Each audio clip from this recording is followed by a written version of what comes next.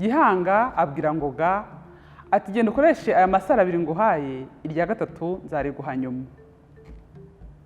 Iryo saro ni isaro ridasanzwe rizahindura ubuzima bwawe. Ngoga yahawe isaro rya mbere ry'ubuzima, irya kabiri ry'ubushishozi. Ayo masaro yombi agomba kuyakoresha kugira ngo ahabwe isaro rya gatatu na Gihanga Imana rurema. Iri saro uzarimenya usomye iki gitabo Isaro rya gatatu, cyanditswe na Kai Hirwa, kigashushanywa na Bruno Iradukunda. Iki gitabo Isaro rya gatatu wagisanga kuri edisiyo Bakame ndetse no mu zindi nzu zicuruza ibitabo.